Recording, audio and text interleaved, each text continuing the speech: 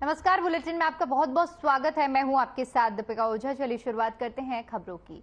सागर में सीधे घटनाक्रम को लेकर मुख्यमंत्री शिवराज सिंह चौहान का पुतला दहन कार्यक्रम किया गया। कांग्रेस के आदिवासी विभाग जिलाध्यक्ष के नेतृत्व में इस कार्यक्रम को रखा गया, जिसमें तहसीली चौराहे पर कांग्रेसियों ने पुलिस के भारी इंतजाम के बीच में एक के बाद एक 5 पुतले जलाकर प्रदर्शन को अंजाम दिया। ज्योति भवन के पास इस दौरान बड़ी संख्या में कांग्रेसी कार्यकर्ता की उपस्थिति देखी गई, जहां पर प्रदर्शन को अंजाम देने से पूर्व जमकर नारेबाजी करते हुए कांग्रेसियों ने रैली निकाली और पुलिस का ध्यान भटका दिया। एक पुतले को आगे करके आग के हवाले कर दिया और जिसके बाद आक्रोशित कार्यकर्ताओं ने अलग अलग गुटों में एक के बाद एक 4 अन्य पुतले जलाकर अपना आक्रोश व्यक्त किया। इस दौरान प्रदर्शनकारियों ने सीएम के इस्तीफे की मांग की, साथ ही साथ आरोपियों पर सख्ती से कार्रवाई की मांग की गई है।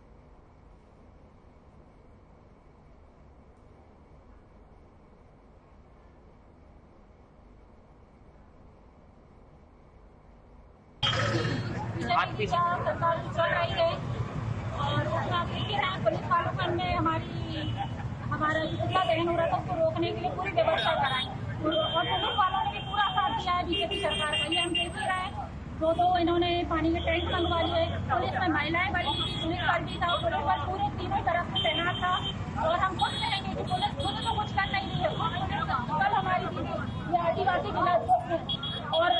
जिला ब्लॉक अध्यक्ष, लेकिन इनके घर में खुद रात के 11 बजे ऐसी दुर्घटना हुई है 30 तारीख को। आज तक दिनांक तक 30 तारीख को हुई और आज दिनांक की 6 तारीख तक इनके लिए कोई निर्णय नहीं लिया पुलिस वालों ने। आज सुबह हम डीएसपी साहब को ज्ञापन दे के हैं, तब इनका निर्णय होगा। मतलब इनके साथ कोई भी कंडीशन होता है, इनकी छोटी सी बच्ची भी है और वो अकेली रहती है। आप ये बताइए, ये भी एक आदिवासी, सब आदिवासियों के साथ क्यों ऐसा किया जा रहा है? मध्य प्रदेश में कोई भी समाज सुरक्षित नहीं है, खासकर अनुसूचित जनजाति, अनुसूचित जाति और गरीब तबके के लोग। इनको भारतीय जनता पार्टी और शिवराज सिंह ने सिर्फ एक वोट बैंक की तरह उपयोग किया है और लगातार इनका मान सम्मान हनन करने का काम भारतीय जनता पार्टी करती आई है। ऐसे सैकड़ों उदाहरण है जब अनुसूचित जाति जनजाति वर्ग के लोगों के साथ इस तरह की घटनाएं होती है।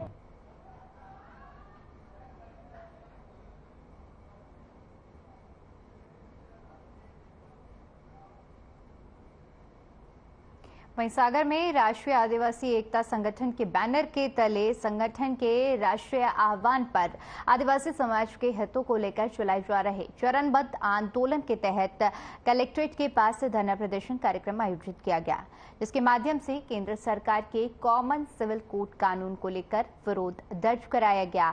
आयोजित धरना प्रदर्शन में संगठन के बैनर के तले बड़ी संख्या में आदिवासी समाज के लोग शामिल हुए और केंद्र सरकार के कॉमन सिविल कोड कानून को आदिवासी समाज के हितों का कठोराज्वाद करार दिया और जमकर बीजेपी सरकार के खिलाफ नारेबाजी की। धरना प्रदर्शन के माध्यम से अपना विरोध दर्ज कराया गया। साथ ही साथ प्रदर्शन के दौरान प्रशासन को एक ज्ञापन भी सौंपा गया।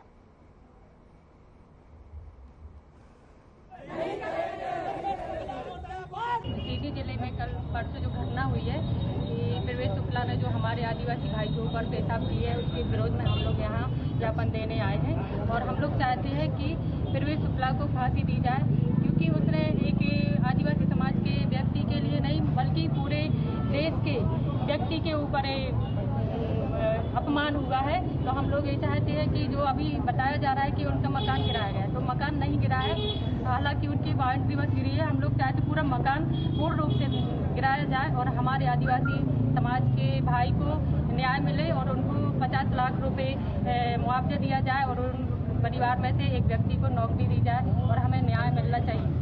अब तक जो सरकार की तरफ से कार्रवाई हुई, आज स्वयं मुख्यमंत्री उनसे मिले हैं, उनके पैर धुए हैं। सर में आप लोग धरना पर बैठे, किन मांगों को लेकर आए?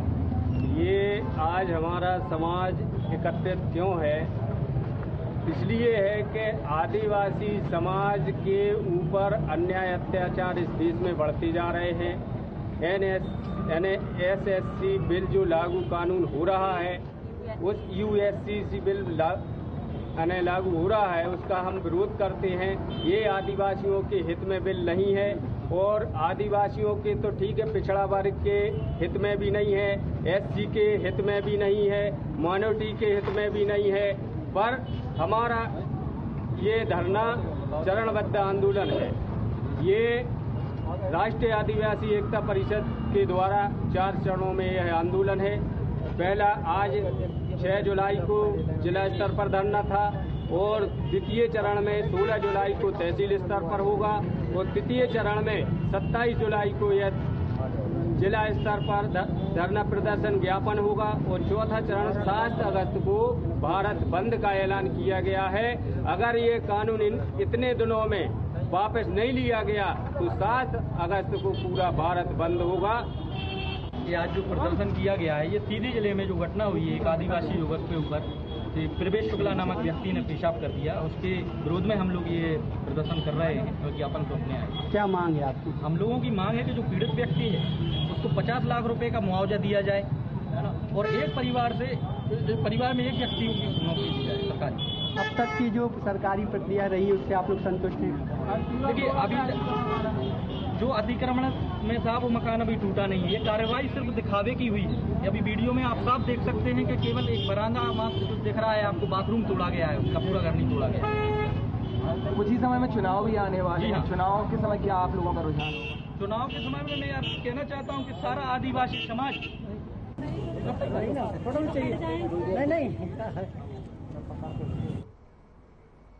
कटनी अंतर्गत मंटोला ग्राम में मुर्रुम के अवैध खनन और परिवहन का कार्य जोरों से चल रहा है। ग्रामीण क्षेत्रों में मुर्रुम खनन का अवैध कारोबार जमकर फल फूल रहा है। अवैध मुर्रुम को सरकारी निर्माण कार्यों में समेत निजी कार्यों में खपाया जा रहा है। बताया जा रहा है कि इसकी जानकारी विभागीय अफसरों को होने के बाद भी कार्रवाई नहीं की जा रही है। छोटे छोटे किसानों को पैसे का लालच देकर उनकी जमीन पर समतल करने के बहाने मुर्रुम निकाले जा रहे हैं, जिसकी ना कोई परमिशन है और ना ही कोई रॉयल्टी दी जा रही है। खनिज विभाग और वन विभाग के अधिकारी कार्रवाई करने के बजाय हाथ अधरे बैठे हुए हैं।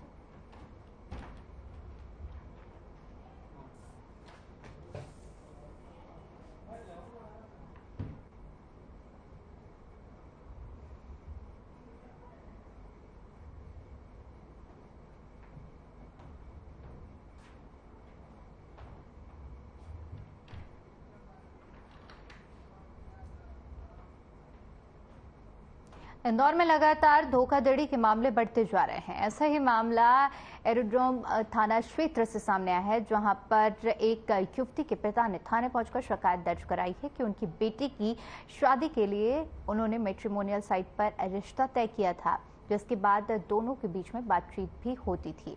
बताया जा रहा है कि आरोपी बलविंदर ने खुद को मेडिकल का स्टूडेंट बताया और डॉक्टर की पढ़ाई में लगने वाली फीस का बहाना बनाकर आरोपी ने अलग अलग माध्यम से पीड़िता से 7.5 लाख रुपए अकाउंट में डलवा लिया, जिसके बाद उसने बात करने पे बंद कर दिया और फोन भी बंद कर दिया।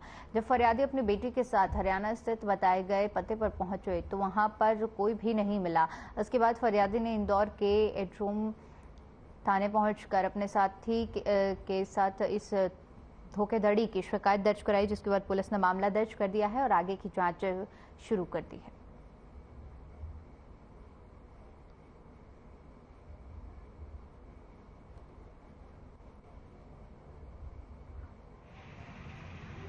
इसमें फरियादिया के द्वारा बताया गया, उनके द्वारा बालिक हैं वो तो जीवनसाथी.com पे उन्होंने प्रोफाइल बनाई थी।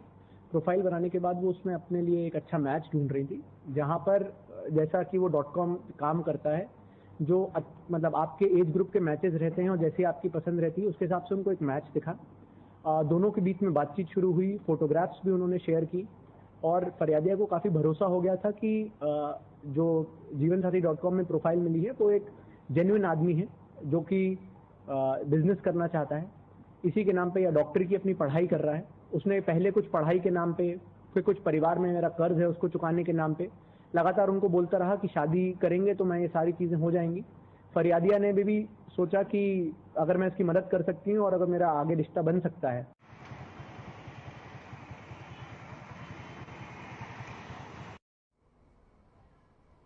खबर इंदौर से है, जहां पर MTH अस्पताल में बच्चे की मौत को लेकर परिजनों ने जमकर हंगामा किया, जिसके बाद आनन फानन में शासन प्रशासन ने मामले पर अपनी सफाई दी और किसी तरह मामले को शांत करवाया। तभी एक बार फिर से अस्पताल पर भी एक नई लापरवाही का मामला सामने आया है, जिसमें एक मृत बच्चे की जगह मृत बच्ची का शव परिजनों को सौंप दिया गया। हालांकि विभाग एचओडी डॉक्टर ने गलती स्वीकारते हुए बताया कि गलती से गलत बच्चे का शव परिजनों को दे दिया गया, जिसके बाद नर्सिंग स्टाफ जिम्मेदार है और उन्होंने कहा कि हायर अथॉरिटी को इसकी सूचना दी जा चुकी है और लापरवाही करने वालों के खिलाफ कार्रवाई की जाएगी।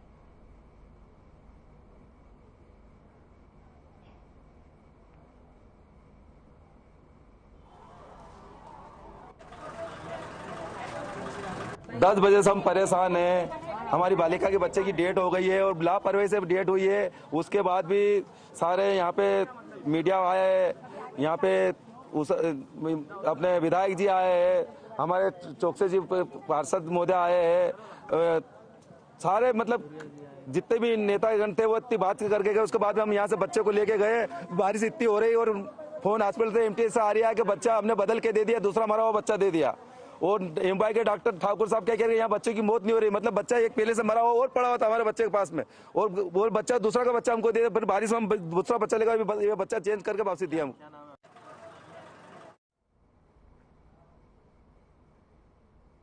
इंदौर के राजेंद्र नगर थाना क्षेत्र से रिश्तों को शर्मसार करने का मामला सामने आया है। यहां एक ससुर और जेठ ने मिलकर अपनी बहू के साथ दुष्कर्म की वारदात को अंजाम दिया। दरअसल पीड़ित महिला ने पुलिस में शिकायत की थी कि घर में रहने वाले जेठ और मेरे ससुर लंबे समय से उनका शारीरिक शोषण कर रहे थे। वहीं पुलिस ने पीड़ित महिला के पति को भी साथ देने के मामले में आरोपी बनाया है। फिलहाल पुलिस ने जेठ और ससुर को गिरफ्तार कर लिया है, जबकि आरोपी पति की तलाश जारी है।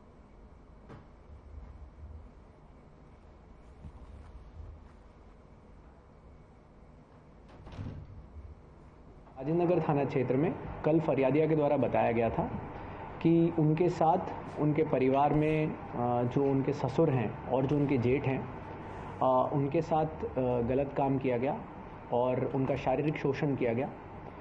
उनकी रिपोर्ट के हिसाब से ये काफ़ी लंबे समय से चल रहा था, जिसके कारण परेशान होकर उन्होंने बीच में अभी कुछ दिन पहले खुद को हत्या करने का भी प्रयास किया था, आत्महत्या करने का प्रयास किया था, जिसमें उन्होंने जहर खाया था। बमुश्किल हॉस्पिटल में जाके डॉक्टरों की मदद से उनकी जान बचाई जा सकी। उसके बाद भी जब उनसे पूछा गया कि आप इतने समय से क्यों ऐसी जो घटनाक्रम चल रहा है इसके बारे में नहीं बता रहे थे, तो उनका कहना था कि मुझे यही लग रहा था कि मैं मतलब परिवार की इज्जत कम होगी, परिवार के बारे में ऐसी चीज़ें बाहर आएंगी तो इससे एक गलत धारणा बनेगी परिवार के लिए। पर जब क्योंकि निरंतर उनके साथ इस तरह की घटनाएं बार बार हो रही थी। खबर बहर से है, जहां पर ग्राम पंचायत दूल्हापुर के ग्राम रासीमीटर गांव के ग्रामीण लोग बिजली की समस्या से परेशान हैं। बता दें कि रासीमीटर ग्राम में विद्युतीकरण तो हुआ है, लेकिन घटिया उपकरण का उपयोग होने के कारण शॉर्ट सर्किट हो जाता है। पूर्व में 8 महीनों से इस ग्राम में बिजली नहीं थी, पूरा ग्राम अंधेरे में डूबा रहता था। इस समय को लेकर ग्राम के लोगों के द्वारा जिम्मेदार विभाग को अवगत कराया गया, लेकिन इसके बावजूद भी बिजली सुधार को लेकर किसी भी प्रकार का कोई कार्रवाई नहीं की गई। इस समस्या से निजात पाने के लिए ग्राम के जागरूक लोगों ने जैसे तैसे कर बंद पड़े बिजली को चालू करवाया गया, लेकिन विद्युतीकरण के कारण घटिया उपकरण का उपयोग होने के कारण गांव में वोल्टेज की समस्या बनी हुई है। ग्राम के मोबाइल चार्ज नहीं हो पा रहे हैं और पूरा ग्राम बिजली की समस्या से जूझ रहा है। ग्राम में रहने वाले छात्र छात्राएं रात्रि में पढ़ाई नहीं कर पा रहे हैं और रात में सांप, बिच्छू, जंगली जानवर का डर सताता रहता है।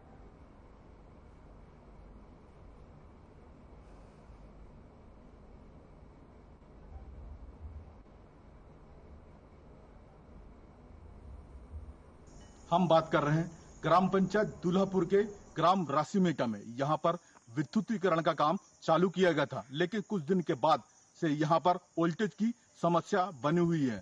यहाँ पर बल्ब नहीं जल पा रहा है, लोग मोबाइल चार्ज नहीं कर पा रहे हैं, पूरा गांव अंधेरे में डूबा रहता है। यहाँ के छात्र छात्राएं रात्रि में पढ़ाई नहीं कर पा रहे हैं। ये घनघोर जंगल के बीच में ये ग्राम पड़ता है। यहाँ पर रात्रि में जंगली जानवर का डर बना हुआ रहता है।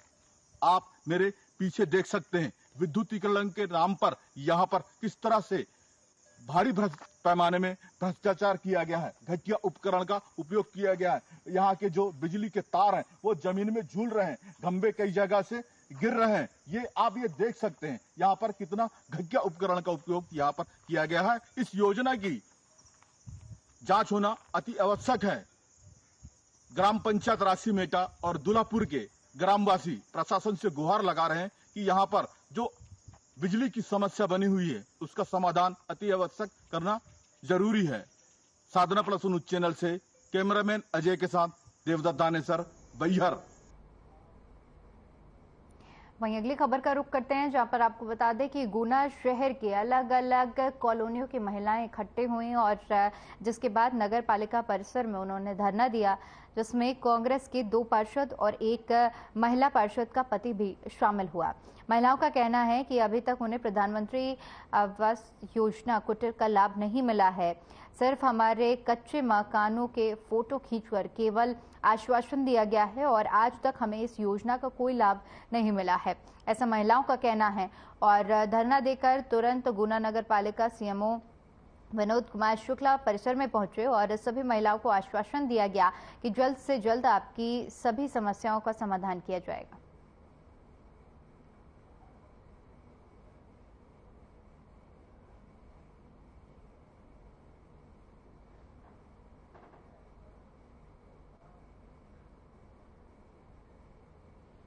वहीं इंदौर क्राइम ब्रांच ने 2 लोगों के साथ हुई ठगी के मामले में अब मामला दर्ज किया है। बता दें कि 2 फरियादी अपनी शिकायत लेकर इंदौर क्राइम ब्रांच के पास पहुंचे थे, जिसके बाद अधिकारियों ने ठगी का शिकार हुए लोगों को सुनने के बाद मामले में मुकदमा दर्ज कर जांच पड़ताल शुरू कर दी है।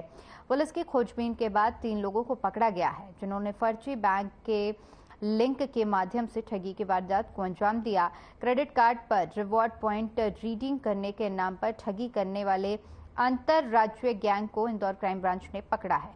पकड़े गए आरोपी बैंक के सामान हुबहू दिखाने वाले फर्जी वेबसाइट वाले डेवलपर और संचालक समेत 3 आरोपियों को गिरफ्तार किया गया।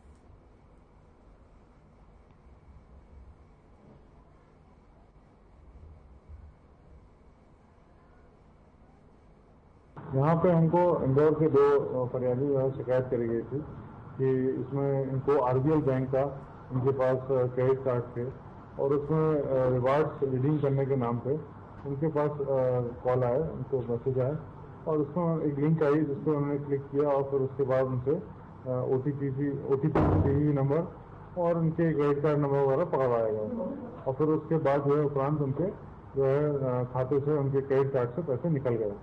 तो इसमें जो है जांच पड़ताल करते हुए इसमें जो है 3 लोगों को पकड़ा गया है। ये दिल्ली से इनको पकड़ा गया है। इसमें मुख्य आरोपी रितेश कुमार, वो बरेली का रहने वाला यूपी का, और ये मुख्य आरोपी के द्वारा जो है लगभग 28 अलग अलग बैंकों की वेबसाइट इसके पास से मिली हैं, जो जिन बैंक की वेबसाइट बनाकर उसमें वही रिवार्ड्स को रिडीम करने के नाम पे ये जो है बनाता था। वहीं इंदौर की सेंट्रल कोतवाली थाना क्षेत्र के सियागंज में कीटनाशक की दुकान में देर रात अचानक आग लग गई। देखते ही देखते आग ने विकराल रूप ले लिया और आसपास की 2 और दुकानों को अपनी चपेट में ले लिया। मौके पर पहुंची दमकल कर्मियों की टीम ने आग बुझाने का प्रयास किया, लेकिन दुकान में केमिकल होने की वजह से आग फैलती गई। फायर ब्रिगेड की टीम ने मशक्कत के बाद आग पर काबू पाया, लेकिन तब तक आग तीनों दुकानों को पूरी तरह से अपनी जद में ले चुकी थी। बताया जा रहा है कि आग की इस पूरी घटना से लाखों रुपए का सामान जलकर खाक हो गया है। फिलहाल आग लगने का कारण अभी तक पता नहीं चल पाया है, इसलिए इस पूरे मामले में जांच पड़ताल की जा रही है।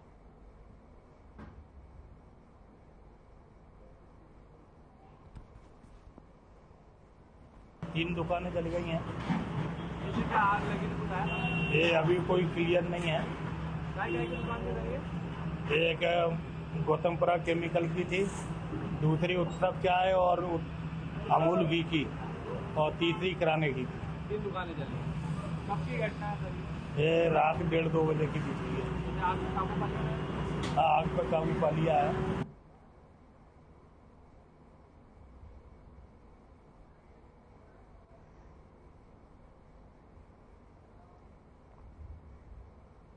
खबर इंदौर से है, जहां पर इंदौर पुलिस की बर्बरता का एक पूरा मामला सामने आया है, जहां पर इंदौर की तिलक नगर थाना पुलिस ने चोरी के मामले में एक महिला को जमकर पीटा। पुलिस की पिटाई के कारण उसका हाथ भी टूट गया और शरीर के कई हिस्सों पर चोट के निशान भी देखने को मिल जाएंगे। वहीं महिला ने अपने पति पर आरोप लगाते हुए कहा कि मेरे पति ने ही अपने साथी, जो कि उज्जैन में SGPO के पद पर पदस्थ हैं, उनके साथ मिलकर मुझे फंसाया और उसी के कहने पर मेरे साथ मारपीट हुई। फिलहाल पूरे मामले की शिकायत जब अधिकारियों को की गई तो इस पूरे मामले में 2 आरक्षक को सस्पेंड कर दिया है और पूरे मामले की जांच उच्च स्तर के अधिकारियों के द्वारा की जा रही है।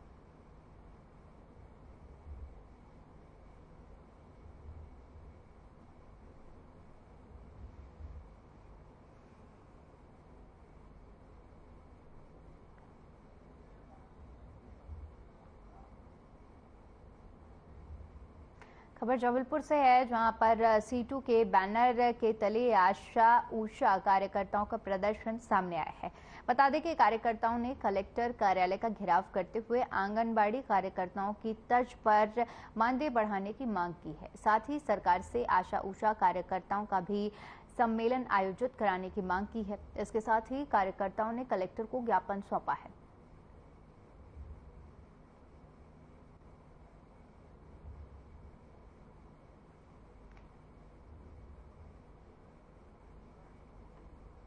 जबलपुर की तस्वीरें आप देख रहे हैं, जहां पर कलेक्टर कार्यालय का घेराव किया गया है। आंगनबाड़ी कार्यकर्ताओं ने प्रदर्शन किया, जहां पर अपनी मांगों को लेकर महिलाएं एकजुट हुई हैं और प्रदर्शन कर रही हैं और इसके साथ ही साथ कलेक्टर को ज्ञापन भी सौंपा गया है।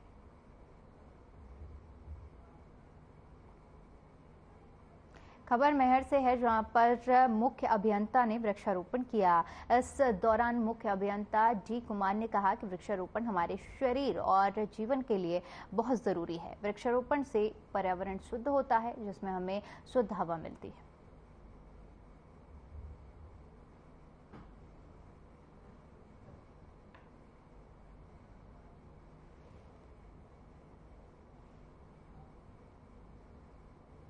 चलिए, फिलहाल के लिए इस बुलेटिन में इतना ही। बाकी तमाम बड़ी खबरों के लिए बने रहिए हमारे साथ। नमस्कार।